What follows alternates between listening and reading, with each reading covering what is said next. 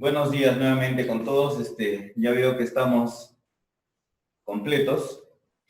Hoy día voy a tocar un ejercicio complementario de lo que es calor-trabajo y la aplicación también de la primera ley de la termodinámica para sistemas cerrados. Recuerden que en esta parte de física elemental estamos tomando como principal aplicación en sistemas cerrados gases ideales.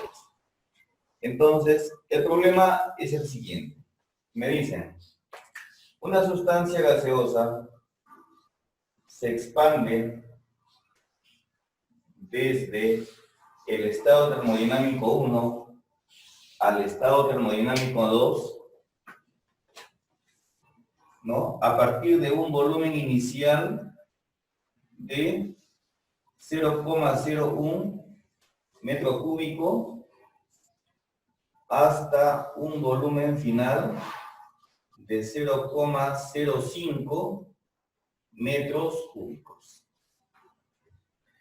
Se sabe además que la temperatura inicial es 40 grados centígrados y termina con 200 grados centígrados.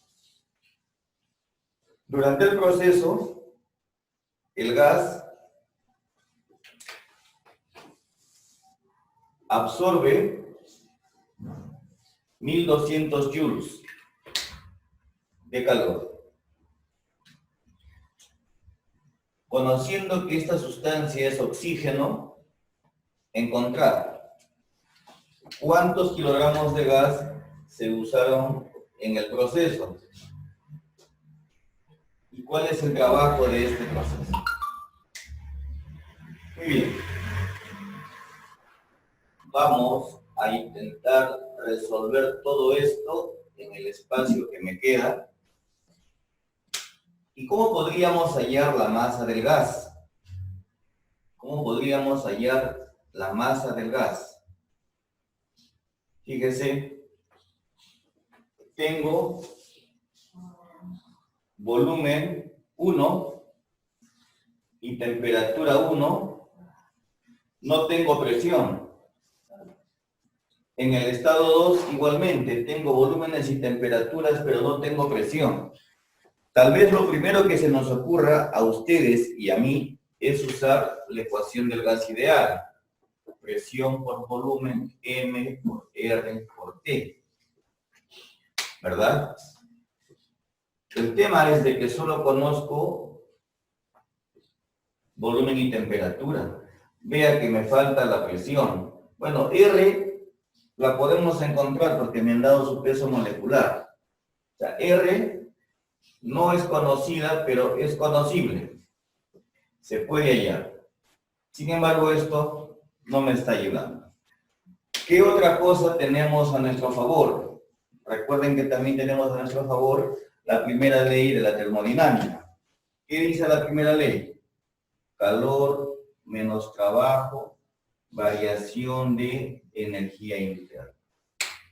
Esta sería una segunda ecuación o herramienta que podemos utilizar para encontrar el problema.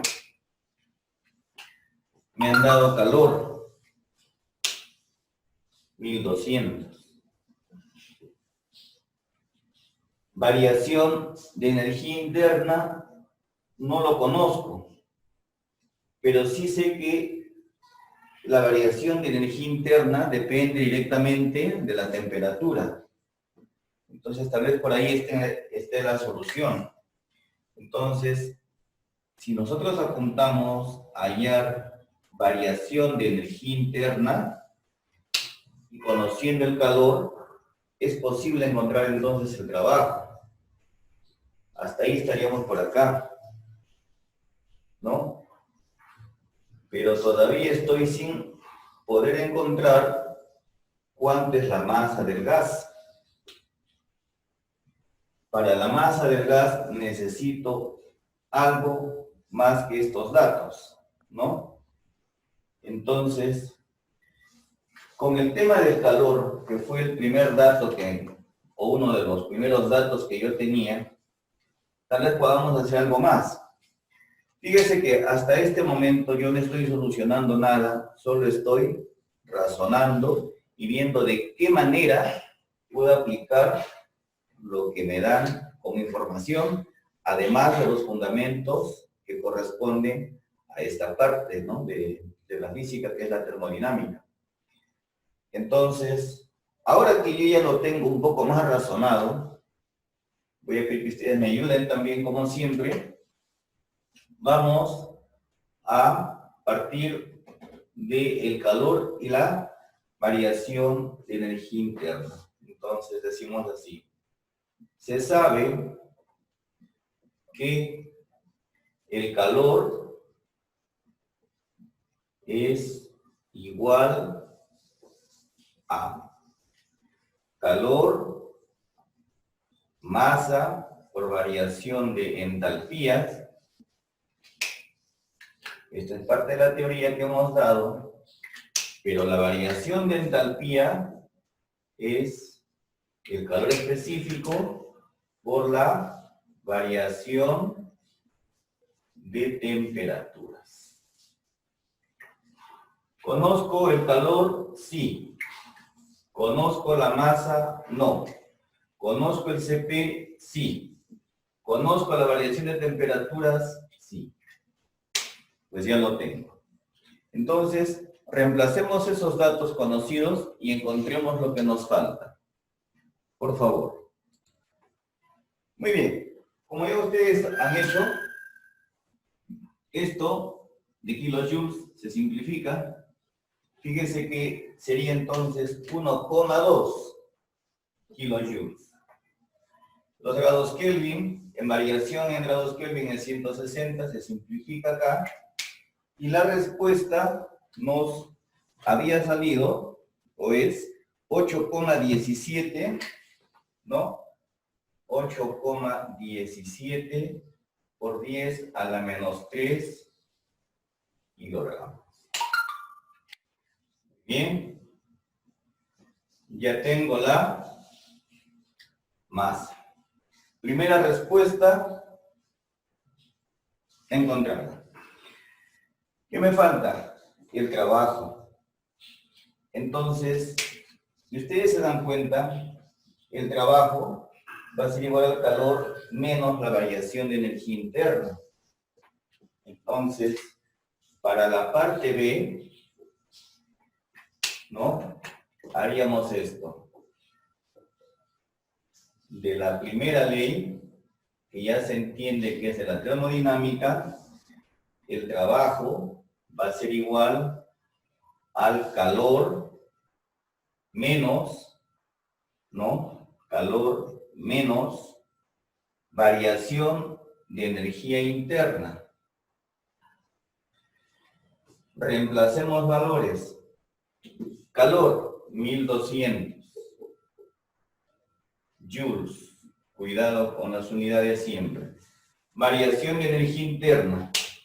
Para un gas ideal, la variación de energía interna está dada por la masa, valor específico, a volumen constante, por variación de temperatura.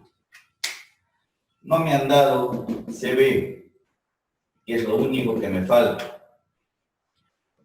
¿Cómo sacamos Cb? Eso lo voy a hacer un poco a este lado. ¿Se acuerdan que yo había dicho que Cp menos Cb es R, ¿no? Entonces, Cb es Cp menos R. Esto es la constante universal de los gases entre el peso molecular. Toda esa secuencia me va a permitir hallar el Cb en términos de masa. Cp, que ya lo tengo, menos el Ru, que es la constante universal de los gases, entre el peso molecular. Para el caso del oxígeno, esto está saliendo 0,658.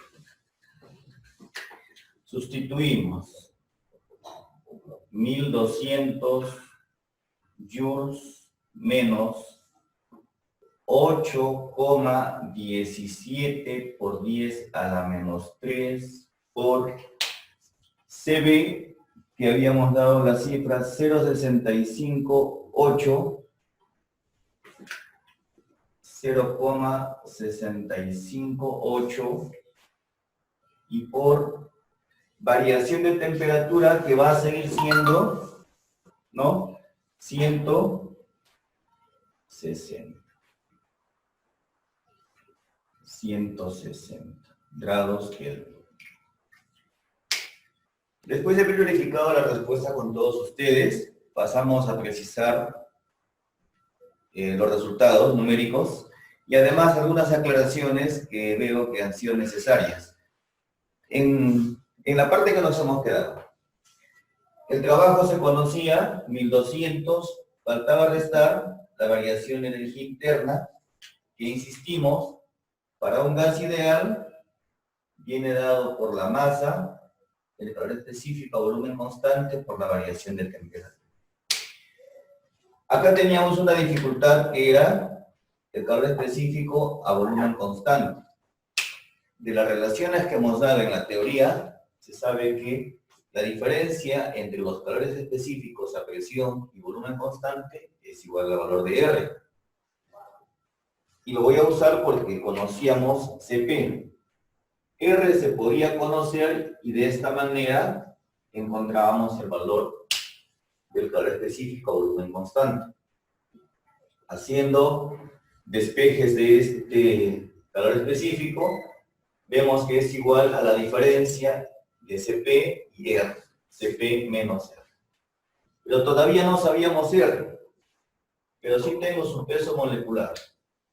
Recuerden que R, a partir de la constante universal de los gases, es igual, ¿no? Este R al RU entre el peso molecular. Entonces ahora sí ya tenemos todo. Solamente que las unidades tienen que ser homogéneas. CP, dato del problema, 0,918, menos R, 8,314, y el peso molecular, ¿no? Perdón, aquí en las unidades, este peso molecular está en kilogramos por cada kilomol. Kilogramos por cada kilomol. Y hasta ahora no lo hemos usado, afortunadamente, esto, las unidades, kilogramos por cada kilomol.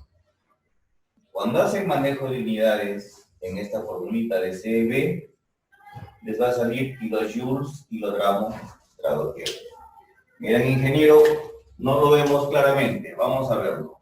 El R es 8,314 kilojoules, kilomol, grado Kelvin. Ahora sí, es la constante universal, dividido entre el peso molecular, kilogramos por cada kilomol. El kilomol pasa a multiplicar.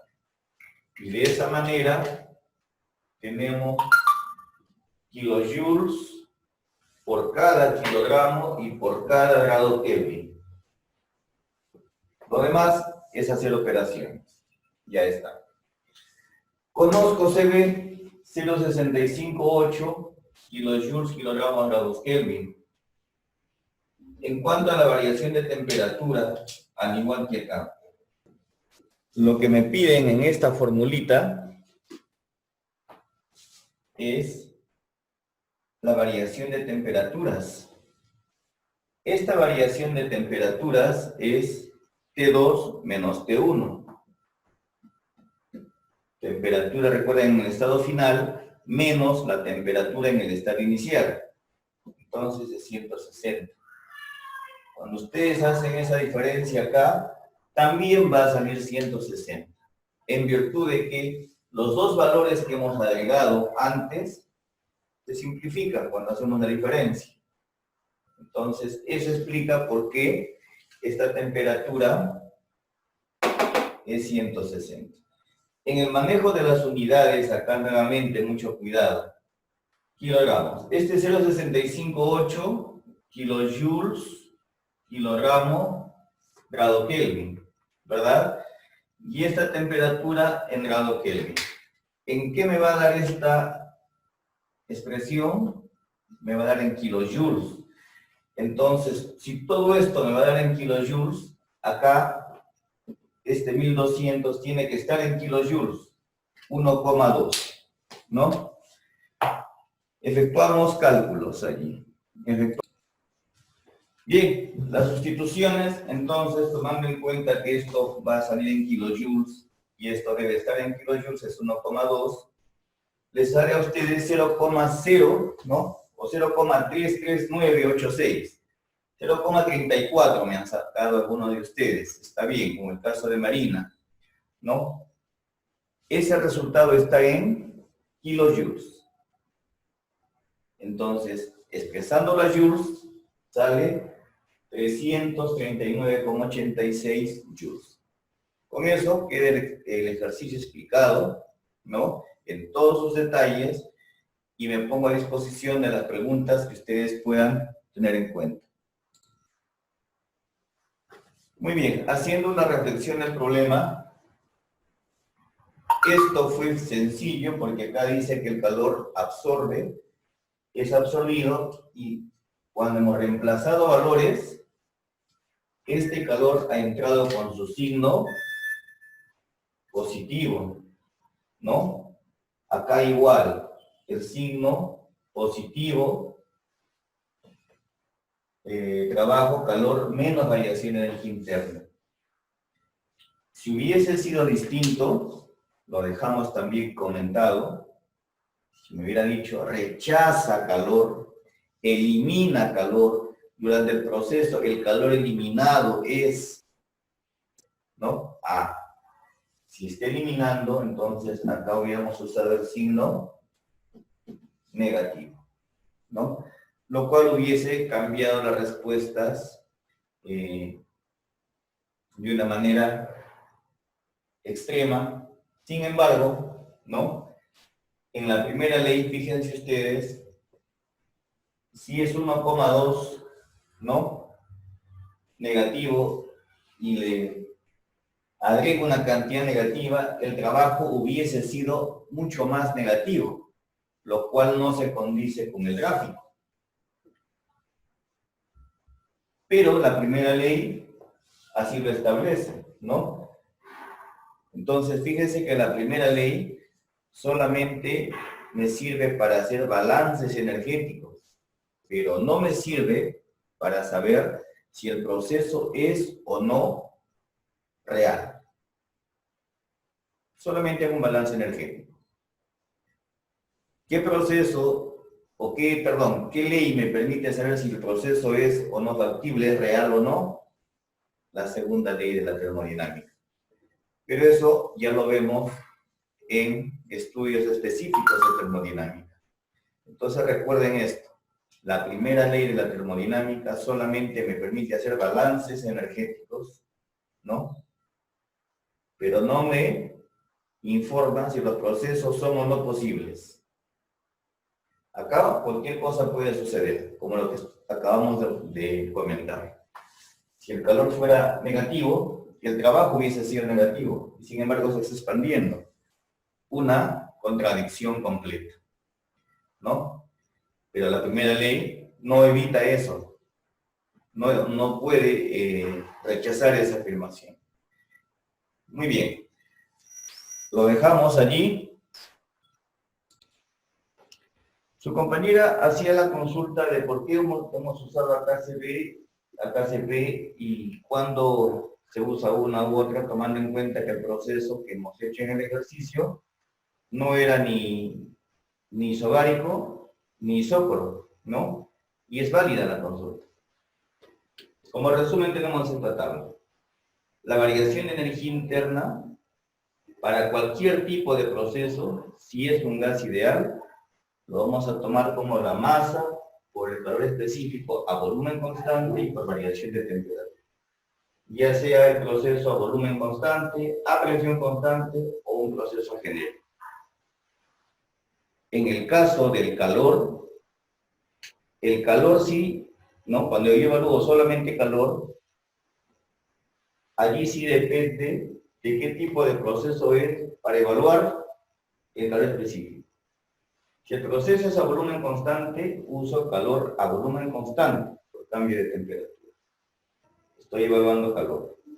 Si el proceso es a presión constante, utilizo calor específico a presión constante por cambio de temperatura para llegar, en este caso, calor específico.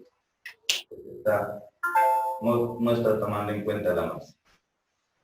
Y si tengo un proceso genérico que no me han dado cómo evaluar ese calor, no tengo datos, aproximamos el calor a la variación de entalpías. La variación de entalpía en un gas ideal, vuelvo a repetir, siempre va a ser igual a la masa por calor específico, a presión constante y por variación de temperatura. Variación de energía interna en función del calor específico a volumen constante. Entonces, con esas ayudas podemos hacer este y otros problemas. Gracias.